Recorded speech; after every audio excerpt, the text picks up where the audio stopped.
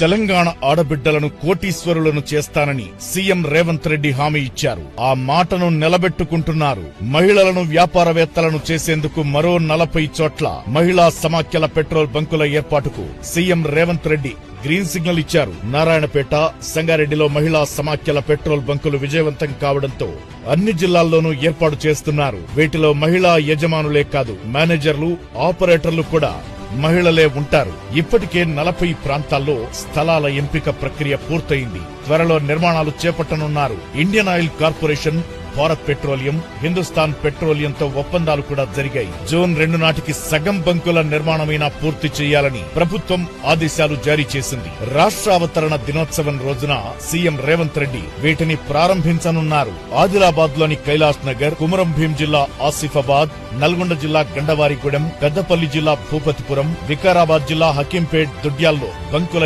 ఏర్పాటుకు సివిల్ పనులు ప్రారంభమయ్యాయి. కరీంనగర్, మెదక్, ములుగు, సిరిసిల్ల, భద్రాద్రి కొత్తగూడెం జిల్లా రామవరం, కొత్తగూడెం, హనుమకొండ జిల్లా ముడికొండ మహిళా ప్రాంగణం వద్ద, జగిత్యాల జిల్లా కోరుట్ల, జనగామ జిల్లా రఘునాథపల్లి, జయశంకర్ భూపాలపల్లి జిల్లా మైలారం, కామారెడ్డి జిల్లా మల్తుమెద, ఖమ్మం జిల్లా వెంకటాపురం, సాదిరెడ్డిపల్లి, ఖానాపురం హవేలీ, మహబూబ్ నగర్ జిల్లా పాలకొండ, మంచిర్యాల జిల్లా మందమర్రి, మేడ్చల్ మల్కాజ్గిరి జిల్లా ఆలియాబాద్, నాగర్ కర్నూల్ జిల్లా మన్ననూర్, పెద్దాపూర్, నిర్మల్ జిల్లా సోఫానగర్, రంగారెడ్డి జిల్లా ఫరూక్ నగర్, వట్టినాగులపల్లి, సూర్యాపేట జిల్లా హుజూర్ నగర్, వనపర్తి జిల్లా మీరాస్పల్లి, వరంగల్ జిల్లా రాయపర్తి, యాదాద్రి భువనగిరి జిల్లా మల్కాపురం, సంగారెడ్డి జిల్లా కవేలి, కోడూరులలో భూములను సేకరించి ఇప్పటికే మహిళా సమాఖ్యలకు ప్రభుత్వం అప్పగించింది. నిజామాబాద్, సిద్దిపేట, భువనగిరి, జయశంకర్ భూపాలపల్లి జిల్లా కాళేశ్వరం, జోగుళాంబ గద్వాల్ జిల్లా నారాయణపురం, మహబూబాబాద్ జిల్లా తానంచెర్ల, సూర్యాపేట జిల్లా రేపాలలో